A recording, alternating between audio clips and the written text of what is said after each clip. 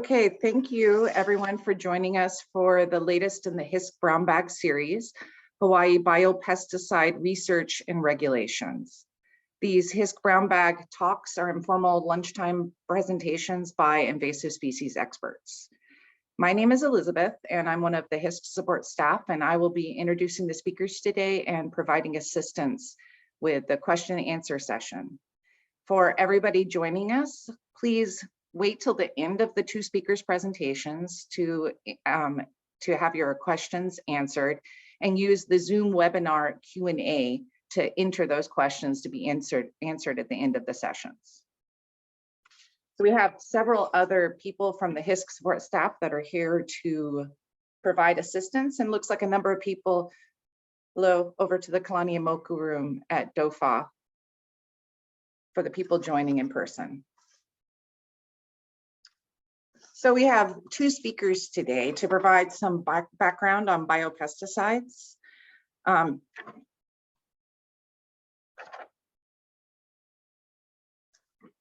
Dr. Chang is our first speaker, and he is an associate professor in the Department of Plant and Environmental Protection Sciences with HISC at the University of Hawaii at Manoa. He has 20 years of research experience in biology, ecology, and the management of turf grass and landscape pests, as well as in soil ecology, environmental bioindicators. Dr. Chang runs a statewide turf grass and landscape pest management research and extension program and an IR4 specialty crops pest management program.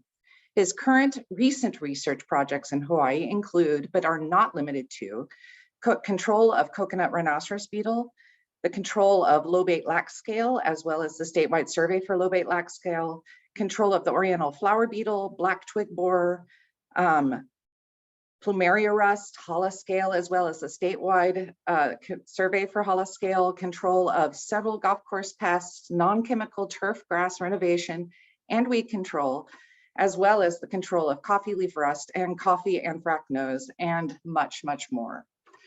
Esther Riechert joined us from the Pesticide Branch at the Hawaii Department of Agriculture in 2017 as an environmental health specialist in the education section. She has administered certification exams for the pesticide applicators and provided consultative visits to pesticide users. And she has shared her knowledge with many people through presentations on pesticide topics, much like the one she is giving today. Now she is part of the registration section of the Pesticides Branch, which oversees the review and licensing of pesticide products that come into the state. Esther is an expert in the regulatory framework for pesticides in Hawaii and will explain the regulations for biopesticides in the state. And before I hand it over to the experts, I just would like to provide just a little bit of background and a definition on what biopesticides are. Biopesticides can come in several different forms. First, there are biochemical pesticides, which are naturally occurring substances that control pests through non-toxic mechanisms, like, for example, azadirachtin, a natural compound that's derived from the neem tree, or pyrethrin, a natural insecticide derived from the chrysanthemum plant. Then there are microbial pesticides, which consist of microorganisms like bacteria, fungi, viruses, or protozoa as the active ingredient. An example of this is Bacillus thuringiensis, or BT, which is a bacteria that's used to control pests, or Beauveria bassiana, a fungus that can infect and kill a range of pests. Finally, there are plant-incorporated protectants and other products of biotechnology, like BT corn. So biopesticides have several advantages over conventional chemical pesticides. First, they are less toxic to humans and the environment, making them a safer option for pest management.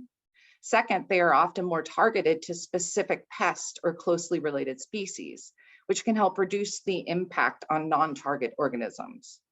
Third, biopesticides are effective in very small quantities and often decompose quickly, making them an eco-friendly option.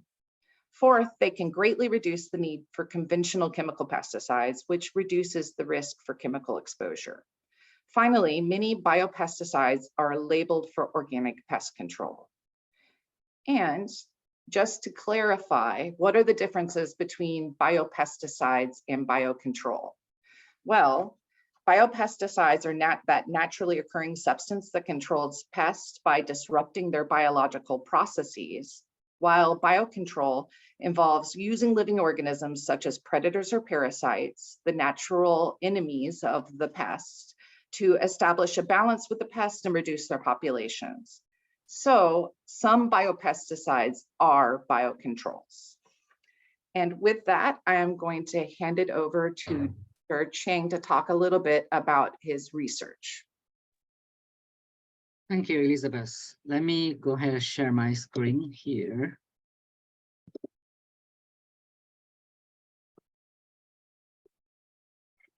All right, can everybody see my slides? Looks good.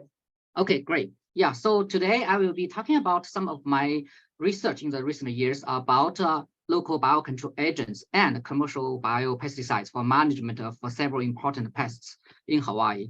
And my name is Zhiqiang Cheng. People just call me Cheng directly, easier than my first name. So I have been in UH Mānoa for almost 10 years now. So we will spend most of the time today to talk about coconut rhinoceros beetle, CRB, and a little bit time on coffee leaf rust. And if we still have 1 minute, we will go through the oriental flower beetle and the foliar nematodes and the pulmonary rust, because I work on a lot more other pests, but for these 5 pests, I spend quite some effort in terms of working with the biocontrol agents or biopesticide per se. So let's go ahead with the coconut rhinoceros beetle. And by now, I think everybody from HISC and from probably the audience as well knows what CRB is. And we got it confirmed back in 2013. Guan had it in 2007. It is the native range of CRB is from tropical Asia. We got a lot of pests from tropical Asia. And the picture I show here is a female. If you compare the male by female, side by side, you see the male is a little bit bigger. The size and the horn size is a little bit bigger as well. That's the easy way to tell because it's a very big beetle. So the life cycle can be quite long. So typically, the CRB is only considered as a pest at the adult stage, unlike many other white grafts. Let's say Japanese beetle, European shepherd, musk shepherd, those typical, usual suspects on turf grass systems attacking the roots of the grass or other plant species. But the larvae of CRB does not feed on living materials, so it's not considered as a pest. Only at the adult stage, they fly on top of the coconut crowns. And make a drill, bore into a hole and go through the developing fronds. So before the leaves actually open up, they cause the damage to the leaves already. So after CRB was confirmed in Hawaii, and we went to several places where they had CRB much longer than we had here in Hawaii, and we want to learn what they did and how they implemented their control strategies over there, and maybe we can learn some lessons from them as well. So this picture I took in Palau. So this became my favorite CRB damage picture. So look at this one leaf, how many times it has been gone through by either the one individual CRB or multiple different individuals. So that's very severe damage. And this was how Guan looked like back in 2016. And we definitely don't want Hawaii to look like this. That's why we are doing this eradication program. Try to keep. I'm not sure whether we can be successful in terms of eradication, but we try to contain CRB in relatively limited area, and at least keep it on Oahu for as long as we can, not moving spreading to the neighboring islands. So this is a very not exactly the latest distribution of CRB on Oahu, but it's fairly recent. So if you want to see the most up-to-date information, you can go to the CRB response program or the HDOA. They provide like a updated, this kind of CRB distribution map every week or every other week, I think. In the very beginning, a lot of people call in and they think they found CRB, but it's actually another beetle species was established in Hawaii much longer than CRB. So the confusion comes from the larvae stage. So the third instar of oriental flower beetle, the size of it is about the same size as the second instar of CRB larvae. So that's why a lot of people call in and think, oh, we might have CRB. They were kind of in the panic mode in the very beginning, but then a lot of the cases was in the very beginning at least was actually oriental flower beetle instead of CRB. But there was different, there are a couple of different quick ways to tell which is which. We don't necessarily have to go into those details. From the very beginning, a lot of collaborations was going on already, and this include USDA and the military and Hawaii Department Ag and the HISC and the UH Mānoa and other entities as well. There's a lot of things going on. And this is basically by far the largest invasive species response program in Hawaii's history. So my research program has focused on essentially two directions. The first direction is the chemical control. I am focusing on the systemic insecticides. So we are not talking about chemical control today. So we will only talk about the biocontrol and biopesticides inside of my research on the CRB control side. So for biocontrol, in general, we consider my lab works with two groups of biocontrol agents. The first group is entomopathogenic nematodes, very long words, so we just call it APNs. And the nematodes, they are working fairly effectively on quite some beetle species or other insects on the mainland.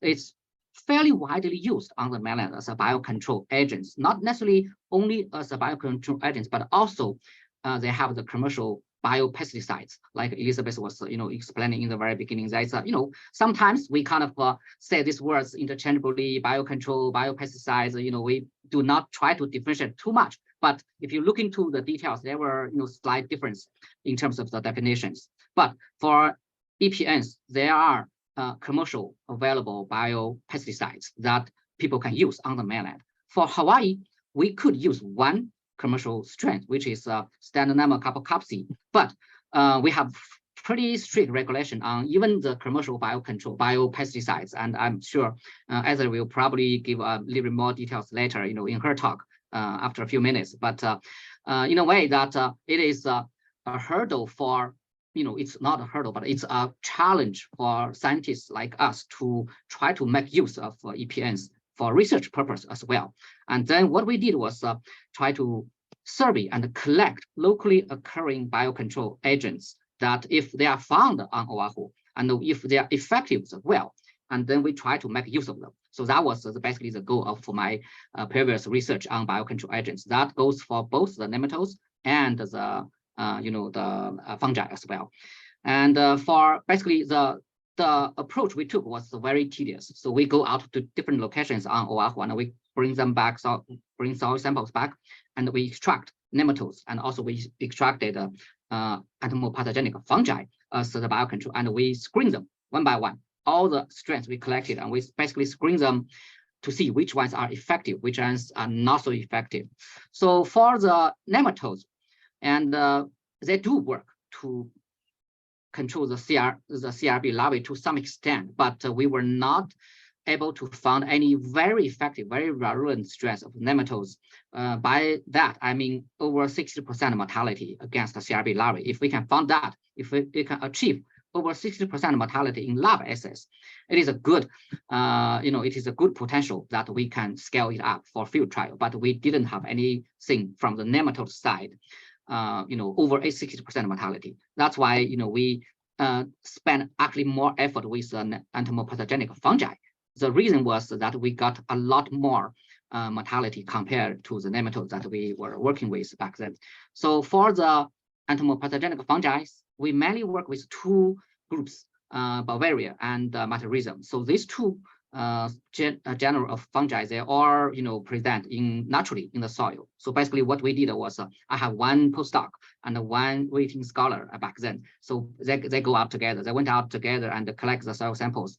One person extracts nematodes, another scientist extracts the fungi based on their expertise, and then they work with different trials. And from there, we actually found out there were 15 out of the 60 strains we collected showed a very good mortality. Very good. By that, I mean, it's a little bit over 60%. And then we kind of refined and did a finer scale, lab assays, and we screened out, and we selected 4 strains, which we were able to achieve 80% mortality in lab assays. And those are good candidates. So that's the lead where we have. Then after that research, the lab assay research, and we want to scale up to the field trials. But one issue was that we want to massively produce these fungi so that we can conduct relatively large-scale field trials with these locally collected EPF entomopathogenic fungi strains. So we do not have that capacity to massively produce these biocontrol agents. So we actually collaborated, discussed with this potential with a very big major, biopesticide company, BioWorks. I don't know whether you guys heard about it. It's one of the major biopesticide companies, producing a lot of fungi, nematodes, and other things, viruses as well. BioWorks, and we discussed this, back and forth. We spent almost a year trying to basically get our strengths to them on the mainland. They are in New Jersey. They're based in New Jersey, and let them massively produce the fungi and get them back to Hawaii, so then we can set up a relatively large scale, field trials on EPF. But in the end, it didn't work out very well, because there's a lot of regulations from EPA, from USDA, and also from Department of Ag, that we kind of eventually, we basically dropped the idea after 1 year, almost a discussion, and we already shipped some of our strengths to them already on the mainland. But that was a good try. We always keep that in mind. We still want to, it's not necessarily at that point not commercializing the fungi strengths we collected, but at least massively produce them so we can run large scale field trials. And then after a couple of years delay, and we realize, oh, that is probably more time consuming than we should focus on what is available in the market for us to use to test right away, immediately. So then we, at that point, Botanic Garden, that's a Bavaria, Bathiana, was got approved to use for CBB, for coffee berry borer control, as a special, local request, local permit. So then we figured, okay, let's try this as well. If it works well, and we could potentially consider similar venue to actually use Botanic Garden to control CRB as well. So we set up the labʻs and the field trials to test Botanic Garden, and also we continue working with our locally collected EPF strengths. We did not give those up, give those strengths up. For the labʻs, that was the arrangement. I'm showing my doctor student, PhD student, Mason. He was the person who kind of managed all this labʻs and field trial. That's him doing a small scale field trial with Botanic Garden. And this is the commercial, biopesticides. And then the lab assay result was very good. Actually, as if you can see, this is day 3, day 8, and day 15, I believe. Let me move this away. Oh, day 14. And then at day 14, or day 8, after the initial application, we were already getting that 60% mortalities. That's what we wanted. And that was the first lab assay. And then we wanted to repeat that. And plus, we kind of included our own, the best strengths that we locally collected from our previous trial, where we wanted to, massively produce with a biopesticide company. Those are several strengths we included, and some of them were actually very good compared to the Botanic Garden, and several of them, as you can see, so basically we kind of give them a code where and when and how we collected those locally occurring strengths, but they were not necessarily better than Botanic Garden. So this gives us kind of like a overall consideration that well, Botanic Garden can work to some extent, and this is then we move it up, level it up to the field trial with a relatively small field trial conditions, because CRBs are still a quarantined pest, and we cannot freely test a lot of things in the open environment. So that was one of the the challenges we do this field trial with the CRB. So then, as you can see, after 8 days with initial application, we got 40%, a little bit over 40% mortality in the in the field conditions. And after 14 days, we got a little bit over 60% mortality, which is very good, in my opinion, because usually and many times you will find out that you have very good lab assay result, but that does not necessarily translate into very good result in the field trials, because it's a lot of environmental factors and a lot of other considerations you cannot control in a field condition. So in this case, we were able to actually achieve a similar mortality between lab assays and field trials. Second trial we did was again using the Botanic Garden, but at a different environmental setting. It was at a golf course that we were concurrently running some chemical trials as well for the CRB control. And we will again achieve the 70%, 60% mortality after the applications. So this gives us some of the considerations that Botanic Garden could be an effective addition to the CRB management program. So right now, you guys probably see that we have about 3,000 black panel traps on the island of Oahu, and the CRB response team have used the chemical treatment method that my lab identified as the treatment, actual treatment strategies for the CRB control program, but it's mainly focused on the chemical control side. But now we could potentially consider adding a biocontrol, in this case, actually biopesticides into the mix as a IPM program to control CRB. There's no single bullet that can deal with the CRB using one approach. So it's gotta be a lot of effort altogether, targeting larvae stage, adult stage, culture management, sanitation, and everything considered. We could potentially suppress the population of CRB at this point. So, all right, that's a CRB. Oh, like I said, the nematode, we did not necessarily give up on our nematode strengths as well. And then just last year, we worked with Dr. Roxana Myers from the PBAG, USDA PBAG from the Big Island. And she had these 2 nematode strains. We did not collect this, but we borrowed this from her lab. And these are also locally collected as EPN strains. The EPN strains we tested was not very good. That's why we kind of, spend more effort and more time with working with the fungi, which give us much better result. But for this new lab assays we tested last year, they were actually giving us, a little bit over 60% of mortality in lab assays. So this is a good sign, and we will continue working with these 2 strains that are provided to us from USDA facility, and this is another potential direction that we can still make use of entomopathogenic nematodes for CRB control as part of the CRB control IPM program, at least. All right, so this is, like I said, I mentioned if we have time, we talk about the Oriental flower beetle and other things, but I want to mention it here because it's very similar to CRB, and we also work with Oriental flower beetle chemical and biological control projects. And this is Kenneth. He was my master's student. He finished last year, and this was basically his master's research project. And I did not show the chemical control side because it's not an emphasis of this talk, but he did test several of our best locally collected entomopathogenic fungi strains, and he also tested the botanic guard for Oriental flower beetle control in the larvae stage. So it's sometimes people might think, oh, they're both beetles. This one is even smaller than the CRB. If they work on CRB, some of those should work on OFB, Oriental flower beetle, but that was actually not the case. If you look at one of the summary graph I showed here, botanic guard actually did not work, was not effective against the Oriental flower beetle at all. We had about 60%, 70% mortality against the CRB larvae at day 14, but at day 14 it was under 10%. So really not much useful against the Oriental flower beetle. And one of our own collected strains was okay, 25%, but not at that 60% mark where we will consider effective.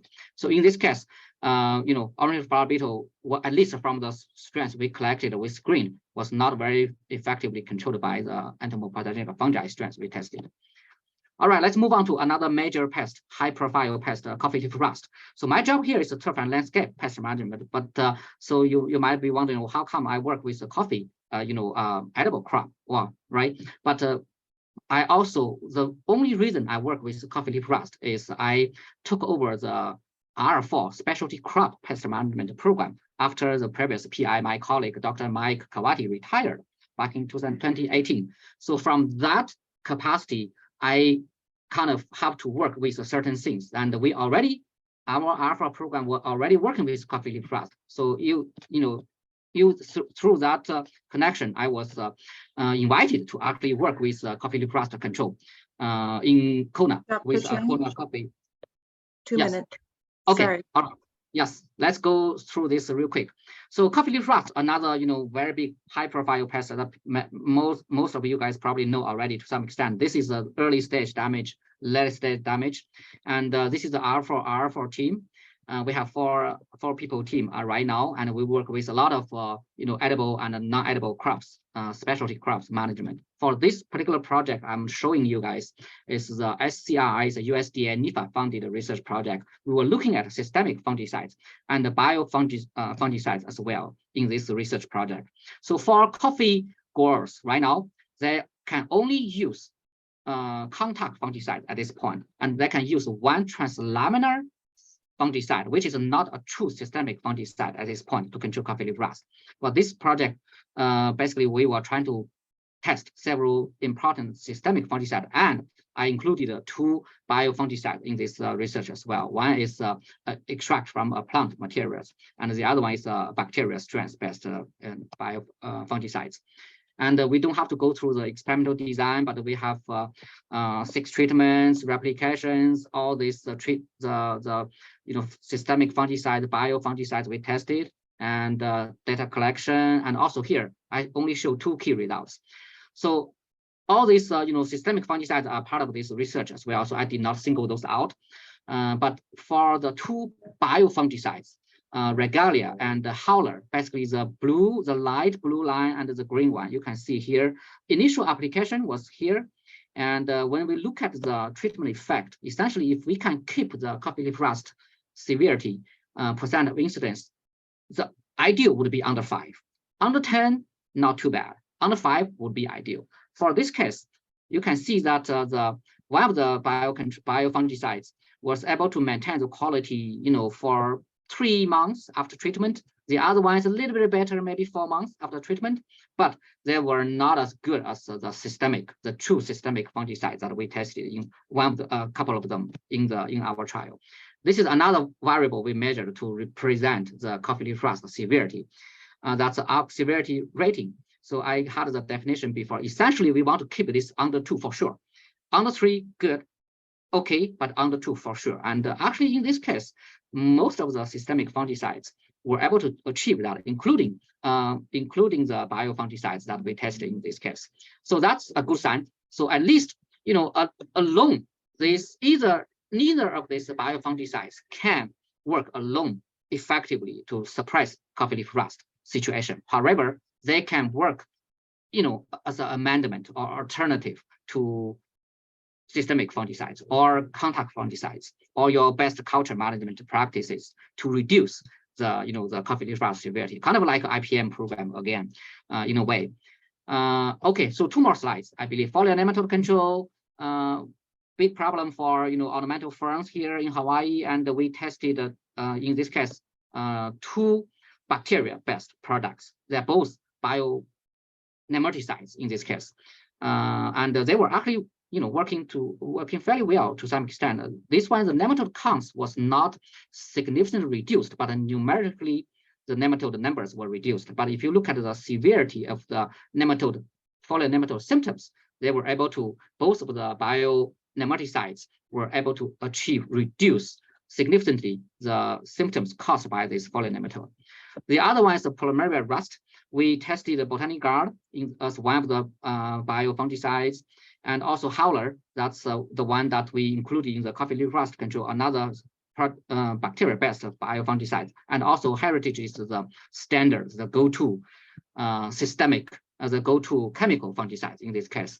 And both of the fungicides worked fairly okay in this case, better than the coffee leaf rust project that, I shouldn't say better, but, that was less effective, but this was more effective if you compare both of these biofungicide compared to the result to the chemical fungicide that we tested in this case. So yeah, so I think after all this research, we can definitely conclude, of course, it's a case by case, pest by pest situation, right? But some of these biopesticides, biofungicides, bioinsecticides, bionematicides, they could be utilized as a part of the IPM program for certain pests. That was basically kind of like the research summary we can summarize from all this research. I would like to acknowledge all my former and current lab members. Without their work, I will not be able to present all the data that I just talk about today. And I have a standard disclaimer in the end. Basically, this is just for research and information only. Yeah. Okay. Also, acknowledgement for the funding agencies and colleagues who participate and assist in many ways. And also, thank you for your attention today. I can take the questions in the end. Yeah. Mahalo, Dr. Chang. You certainly, we could probably listen to you for an hour talking about. Yeah, I could have used 1 hour, easily. My talk is typically 1 hour. And I'm sure there will be some questions for you, but first I would like to invite Esther to tell us a little bit more about that regulatory framework for these biopesticides that help protect our environment, our human health, and everything else. It's so important. And Esther, I'll let you take it away. You just let me know when you want the next slide. Okay, so great, we're going to fly through these regulations regarding all pesticide products, so not just pesticides, but also any other sort of type you think of. Next.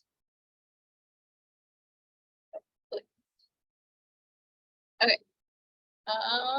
Right. So these are the major ones, right? FIFRA, the Federal Insecticide, Fungicide, and Rodenticide Act. That's the one that mainly regulates the licensing, sale, distribution, and use of pesticide products, right? If you read labels, that misuse statement falls under FIFRA. It's a violation of federal law to use this label inconsistent with its labeling, right? So that falls under FIFRA. Then of course we have the Resource and Conservation Recovery Act. So that allows EPA the authority to control hazardous waste. So the generation, transportation, treatment, storage, anything regarding hazardous waste. That's important because any pesticide products that you do not use for whatever reason, right? You could have inherited it from your previous owner, or maybe it's just not the product that you want to use right now because a better product is on the market. For whatever reason, if you don't use that product, it's considered hazardous waste and needs to be disposed of as such. Then you have the Endangered Species Act, right? So the Section 7 of that act requires federal agencies to ensure that whatever action they take, it doesn't jeopardize threatened or endangered species or their habitats, right? So not just the species, but their habitat.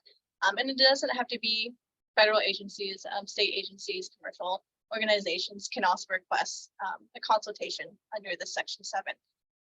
And usually it's either an informal consultation that determines, right, there's not going to be an adverse effect due to the use of this product, or it'll go through a whole formal consultation, in which case you have to justify why we're using this product and how it would ultimately help the species that it would affect.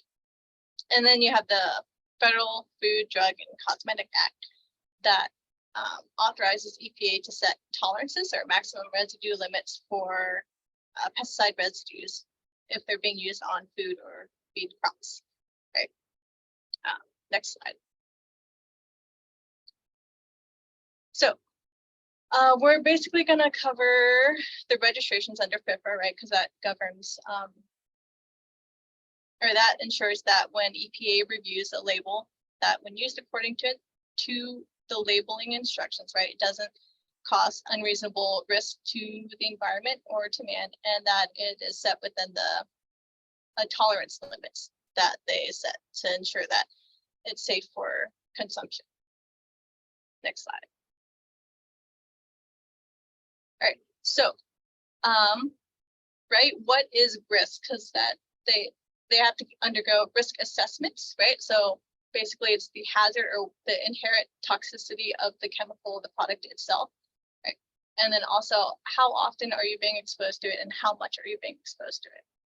So the risk will determine the type of, well, if it gets registered at all, and if it does, what kind of registration it gets, or what type of, so if it's going to be available to all users, or is it going to be restricted to certain applicators that has undergone further training? And then so the registrant has to submit all sorts of data, right? So they can do this risk assessment, and then also EPA has access to literature as well. So not just what the registrant has submitted, but outside literature as well. Right, and it composes of all sorts of data. So who's going to be exposed to it, right? Post-application. How is it going to be exposed? Is it going to be exposed to spray drift? Is it going to be exposed to workers going into the field? Applicators are obviously going to be the ones most in contact with the product. At what concentrations, right? If it's a concentrated product, they might require more PPE, right? before they dilute it.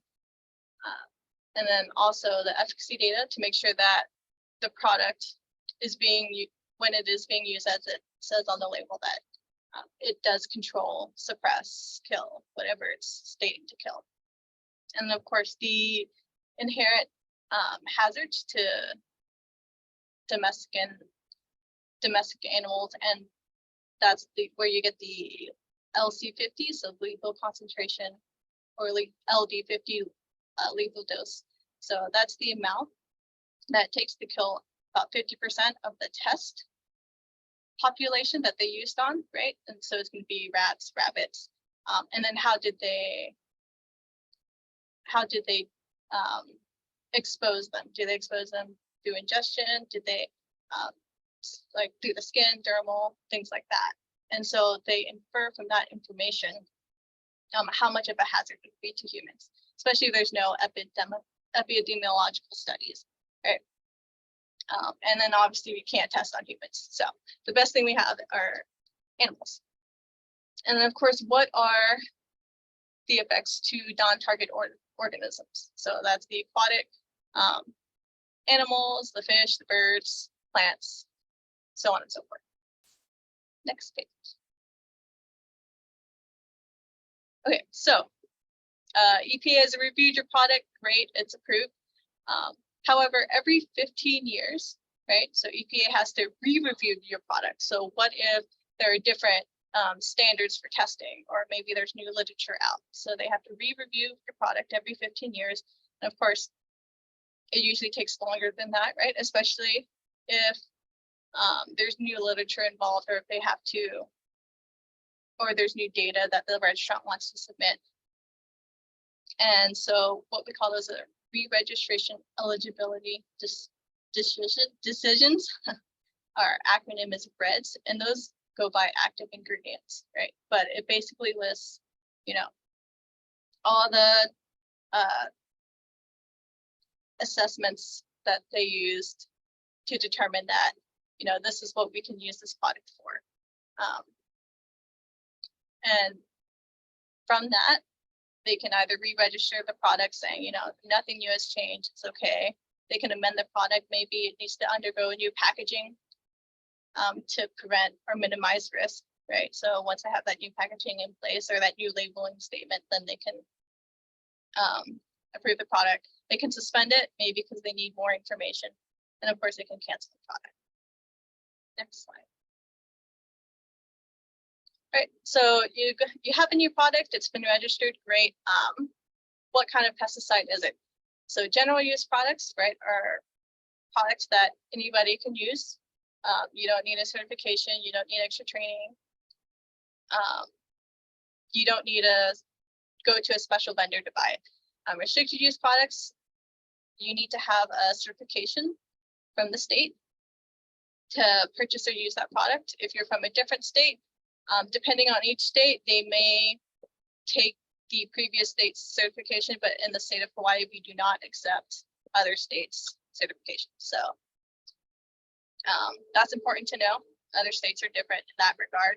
And then of course, there are 25B minimum risk pesticides. So these are pesticides that have active ingredients that are very, very low in toxicity, and EPA has determined that they don't need to review it because of the low toxicity or the minimum risk to humans, right? And the environment. And so these products are not reviewed by EPA. They're not reviewed by the state, but they still have to meet certain qualifications to be a 25B exempt product. So we still look for these products out in the marketplace to make sure that the active ingredients that they list are on that list of that EPA has approved for 25B exempt products. And then also the inner ingredients are important as well, right? Because a product is not just the active ingredient, but the inner ingredients as well. So the inner ingredients have to be very low in toxicity. Next slide. So a little bit more about restricted use pesticides, as it's common, but right, so these are products that can only be used by certified applicators in the state of Hawaii. They can also directly supervise non-certified applicators. So if you don't have a certificate or certification from us, but your supervisor does, as long as the label doesn't prohibit it, they can directly supervise you in using that product. And then our state has further restrictions on if you use a restricted use product, you have to report that use to us annually. And then of course there are buffer restrictions on the use near schools. Next slide. So you have a product, right? It's been through, it's approved by EPA, great. It was, you know, it's either been approved as a restricted use product or general use product. It's got that EPA registration number. However, if you want to produce, repackage, label, relabel, create this pesticide product, it needs to go through an EPA established facility. And so it needs to have that EPA establishment number. So this is the hurdle that most folks get through once they, you know, approve a product.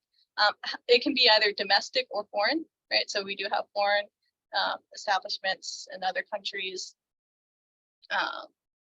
And then, of course, the establishments have to go through their own reporting to EPA to ensure that they know how much of the product is being made, you know, what batches, if there's ever a recall, you know, they know where to recall it from, things like that. So next slide.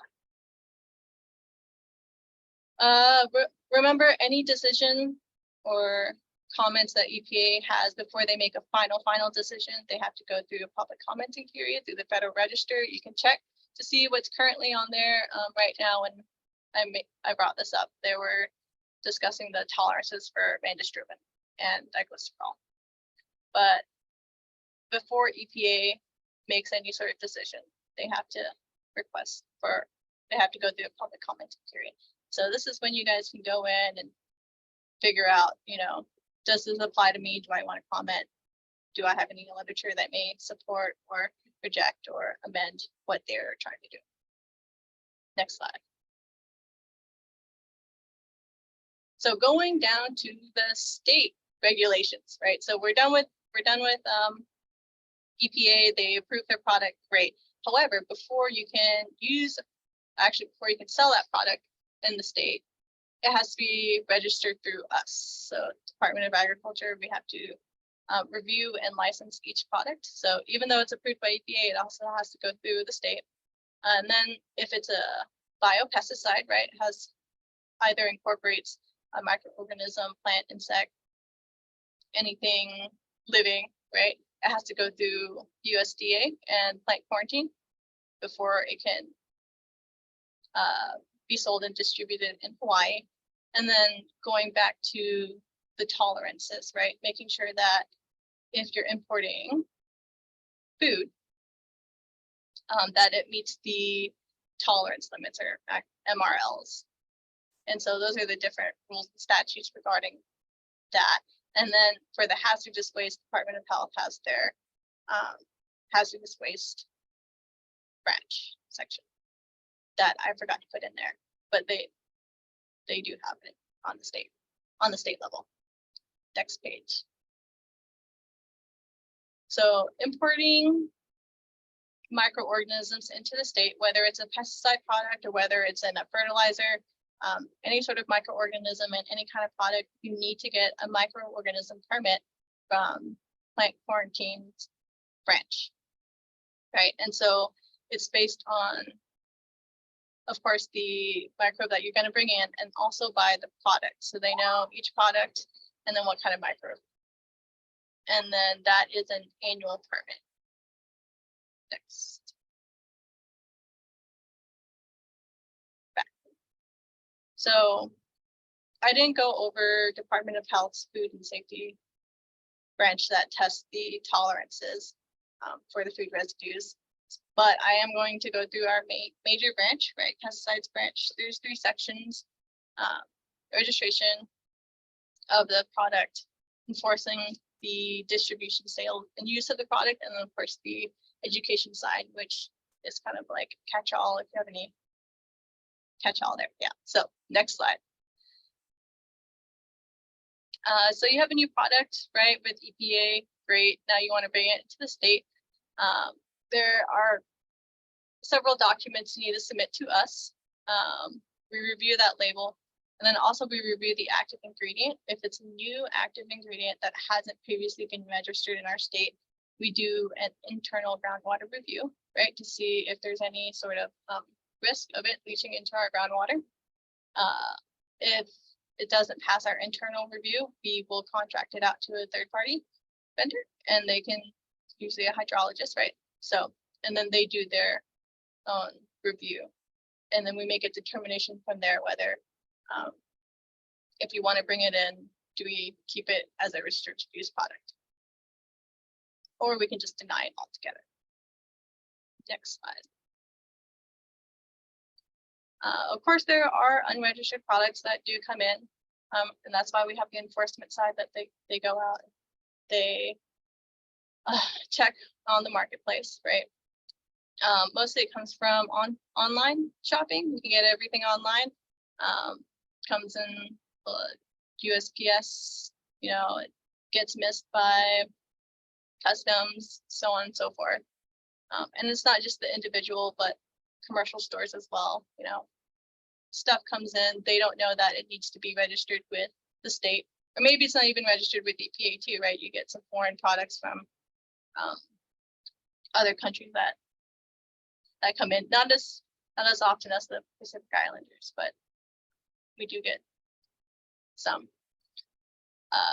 It was mainly a big deal with the disinfectants when EPA put out that end list for SARS-CoV-2, right? A whole list of products that was approved by EPA, but maybe not all of them were registered to come into the state. So we had a lot of disinfectants during that time. Next slide. Okay. Other kinds of registrations besides the general ones, right? So you have your special local needs labeling that's specific to the state. Usually it adds an additional site method that's not currently listed on the label, right? So, and then that expires every 5 years, and you need to have the label on you in order to use it. And then, of course, there are other qualifications as well. For instance, if you're going to use it on a food or feed crop, there needs to be a tolerance listed. And then if there is not, then can't go that route, or we can't use it on that crop. Next slide. Then you have your experimental use permits, right? So these can be unregistered or registered products for maybe a different site to test the efficacy of that active ingredient or that product for a specific test. You do need to be a certified applicator in order to submit for an experimental use permit. And then of course there are exceptions if it's on a very small scale or lab trials, basically. If there is no tolerance for it, you have to destroy the crop, right? So on and so forth. Next slide. You have your Section 18 emergency exemption products. So this is when an emergency has popped up and we don't have any product in the market in the state right now that can handle our situation. The most recent one that was approved was for coffee leaf rust. We didn't have any, we had preventative products, but not curative. And so we applied for the use of Kudaxor under this emergency exemption. And the turnaround time is usually 45 days from when we submit for that request for EPA to review and either deny or accept our request for that exemption. So it is, yeah. Next slide. And Esther, you're at the 2-minute mark. Yeah, okay, we're almost done. We're almost done. Purchasing pesticides. So, right, if it's a general use product, no worries as long as it's licensed in the state. And of course, if it's licensed by the state, it's usually restricted by EPA, right? You can buy it. If it's a restricted use product, only certain vendors can sell restricted use products. And so you have to have that certification for when you go and purchase that product, you have to show it. Well, the dealer should request to see your certification, right? In order for you to purchase that. And then the vendors themselves that sell the restricted use product have to report back to us as to how much they sold of that particular product. Okay, yeah, next slide. Oh, whew, okay. Flew through it really quick. So this is the education side. If you had any questions on basically anything, you can call them up. We don't have anyone on Hawaii right now, but just call Adam Yamamoto on Oahu and he'll get back to you. Since he's also covering Hawaii until that is filled. Next slide. And this is the registration unit. So me and 2 others who do the products that come into the state. And we should have enough for questions.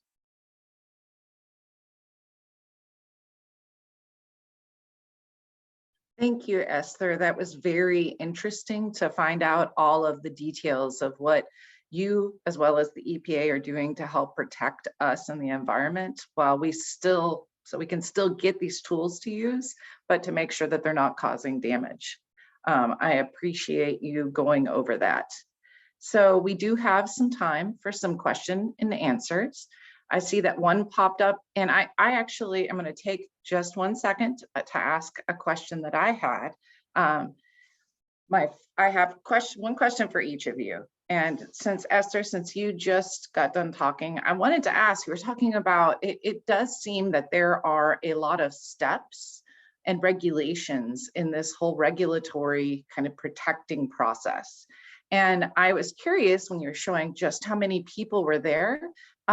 Is the Pesticides Branch fully staffed right now at HDOA, or are you guys hiring right now? I wonder, what's the situation with that? There are always spots available at Pesticides Branch HDOA. So if you're interested, let me know. I will forward that over to branch manager, and then he can decide how to reach out via HR and stuff. But yes, there are always positions open. It seems like there is probably a lot of work for you guys because when you were showing that whole process.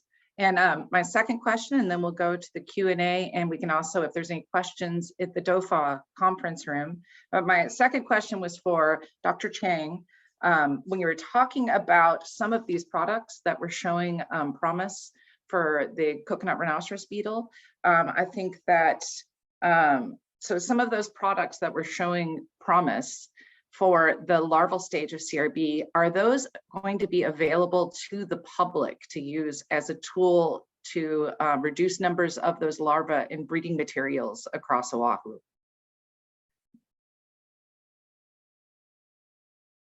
Like the Botanigard, and I think you're muted.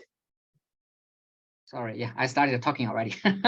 It was a Botanigard, yes, and I think just like the CBB, we can get a, Esther, you can probably clarify, it's either the special local need or something, you know, in that nature, but it's a kind of like, it's not labeled to control CRB on coconut palm, but same thing for the CBB for on the coffee, but there's a, you know, special local need that people can use, or emergency exempt or something like that. Is that right, Esther? Yeah, it would most likely be a special local needs.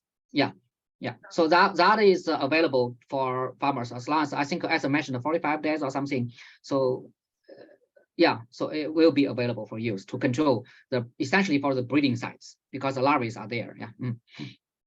Okay, thank you. I get one of the jobs that I also do is answer pest reports, and coconut rhinoceros beetle is our #1 reported pest by pretty large margin. I know that it does seem to be, people are noticing it, but it would be nice to have more tools available for farmers and the public to be able to stop that spread. Okay, there's a couple of questions in the Q&A and also a question from Chelsea in the Kalani Moku room. First question in the Q&A is, could you provide the contact information again for the person who covers HawaiʻI? So I'm going to go back. That's easy. I'll just go back to that slide. And then there's another question for Esther. Is this the right page for that contact, Julia? One more down, one more to the left. There we go. So I'll leave that up. Yeah, so it would be Adam Yamamoto under Oahu, right? So currently he's covering Hawaii since we have no one there. For Joshua's question, not all SLNs are general use pesticides, right? So when we go through the review process, we can make it a restricted use labeling, or we can restrict it to certain applicators, right? If it's an SLN only for conservation use, we might restrict it to HISC or conservation agencies, right? So not everyone would be able to use that labeling. So so not all SLNs are general use pesticides. We do have the ability to make it more restricted. Okay, and then another one for Esther. Are SLNs treated? Oh, I'm sorry, you just answered that one. And then do we need to fill out an application with plant quarantine to import Bacillus, either thuringiensis or sphaericus, to control mosquito larvae? Correct, especially if it's a product that incorporates that, yes, you would. And right, that's a annual permit. I can get you the contact information. There's only one person there that does the microorganism permits. And there may also be a separate importation permit as well, in addition to the product microbial permit. So a couple permits over at plant quarantine that you may need to get. Okay, Lisa, it sounds like you might need to write down some of these contacts too and get some get some assistance with the next steps for those particular mosquito controls. Then we have a question. We have a situation on Maui where a resident has voiced his intent to isolate some into EPN fungi, the entomopathogenic, that is a mouthful, fungi, the two mentioned in Dr. Chang's talk, out of the soil that is already there on Maui and use it on his property. Are there any restrictions for that kind of use and development of the EPN fungi?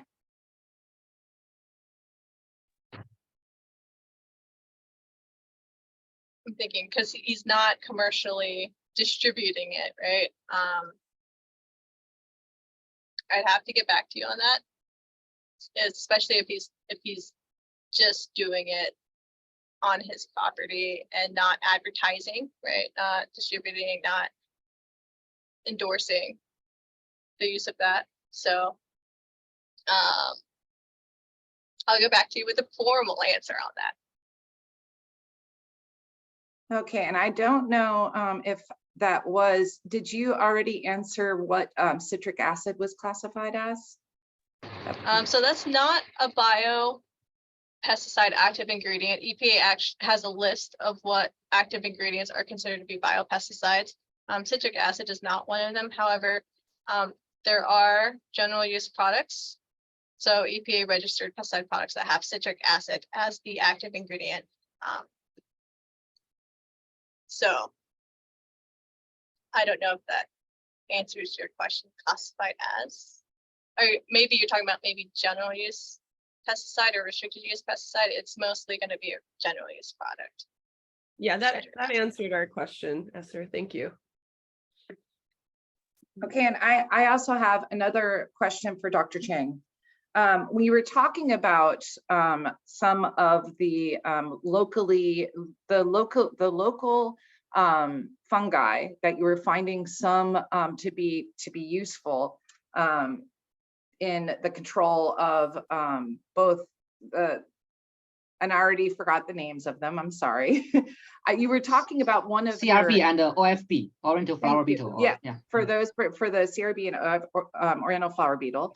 You were talking about one of the hurdles being that you were needing to massively produce locally those fungi. And I was curious as to what the hurdles were for that, whether it was a facility or Yeah, it's a facility because yeah, we are not commercial. You know, we are I have a lab at UH Mānoa campus in one of the buildings. We need to have a you know, fermenter. It's equipment, big equipment to actually massively produce fungi. If we want to produce it to the level that we can install, we can conduct a large scale field trial. So that's not the case. So that's why we wanted to collaborate with one of those, one of the major biopesticide companies, the Bioworks, to you know, achieve that goal. But it didn't work out, because there's a lot of concerns from both sides, from my side, from their side.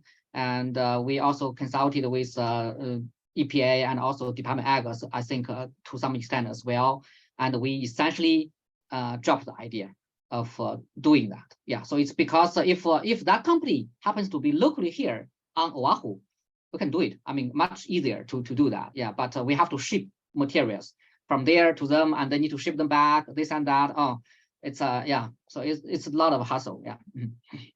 But, and I'm curious with that, what do you think would be, so if we continue to find fungi, nematodes, other biopesticide, potential biopesticides that are local, what do you think that we need? Do we need to have a local business, or does there need to be a collective group of people that can have facilities to be able to start creating or massively producing these?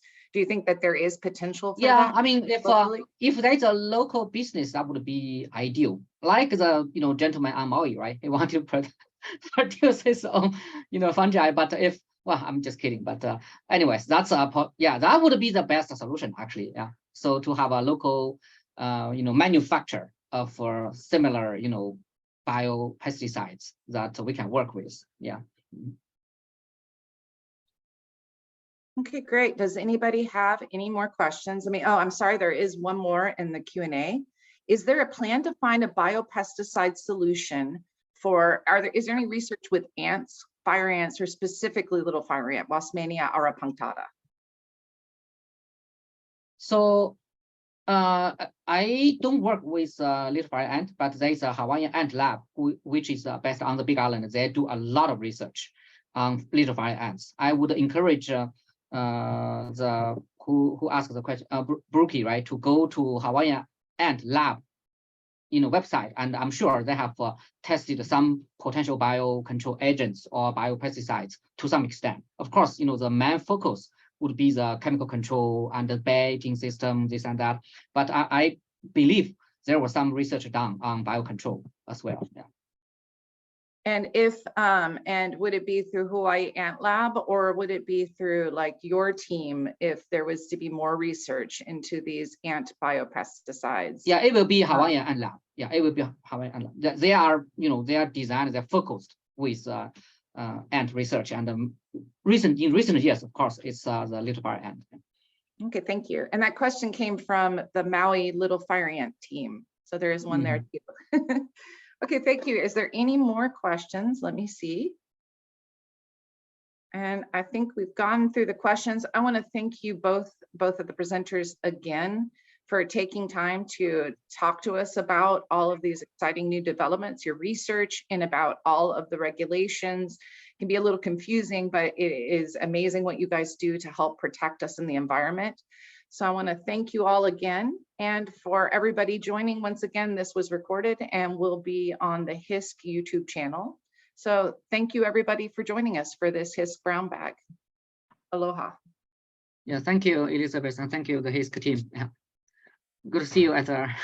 Oh yeah, good to see you too. Thank you. All right, take care. Yeah.